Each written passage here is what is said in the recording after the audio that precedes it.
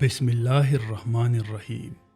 کہانی T V پر آپ سب کو خوش آمدید کہتا ہوں۔ حضرت اویس قرنی رحمۃ اللہ علیہ حضور نبی پاک صلی اللہ علیہ وسلم کی زیارت نہیں کر سکے، لیکن دل میں حسرت بہت تھی کہ حضور کا دیدار کر لوں۔ بوڑھی ماں تھی اور انہی کی خدمت میں آپ کو حضور کے دیدار سے روکے ہوئے تھے۔ ادھر حضور یمن کی طرف رخ کر کے کہا کرتے تھے کہ مجھے یمن سے اپنے یار کی خوشبو آ رہی ہے۔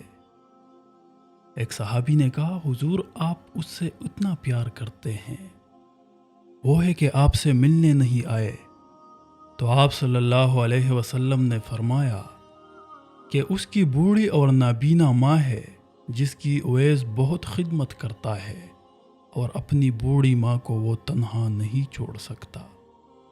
آپ صلی اللہ علیہ وسلم نے حضرت عمر رضی اللہ تعالیٰ عنہ اور حضرت علی رضی اللہ تعالیٰ عنہ سے مخاطب ہوتے ہوئے فرمایا کہ تمہارے دور میں ایک شخص آئے گا جس کا نام ہوگا اویس بن عامر، قد ہوگا درمیانہ، رنگ ہوگا کالا، اور جسم پر ایک سفید داغ ہوگا۔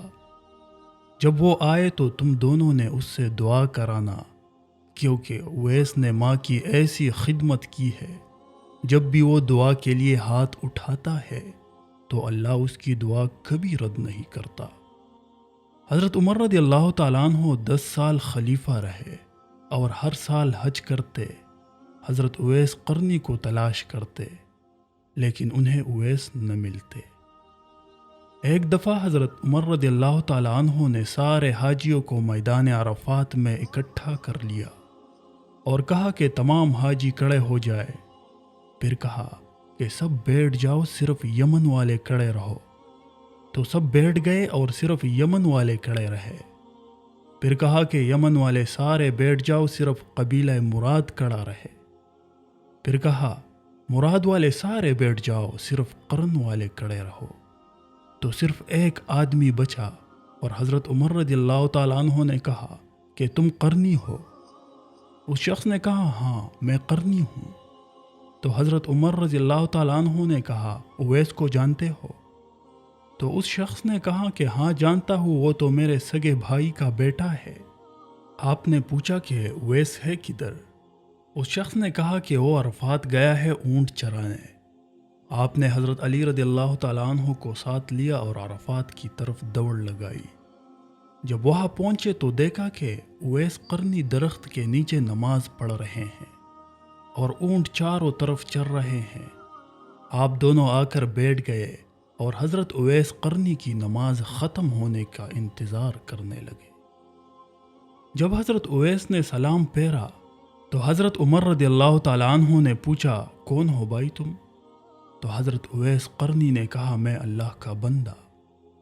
حضرت عمر رضی اللہ تعالیٰ عنہ نے کہا کہ سارے ہی اللہ کے بندے ہیں، لیکن تمہارا نام کیا ہے؟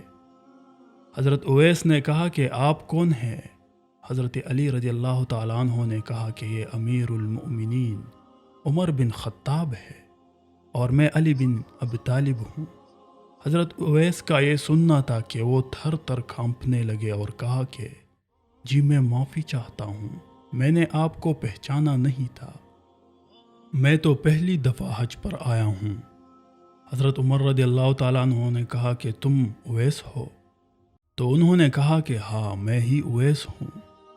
حضرت عمر رضی اللہ تعالیٰ عنہ نے کہا کہ ہاتھ اٹھا اور ہمارے لیے دعا کر۔ وہ رونے لگے اور کہا کہ میں دعا کروں؟ آپ لوگ سردار اور میں نوکر آپ کا، اور میں آپ لوگوں کے لیے دعا کروں؟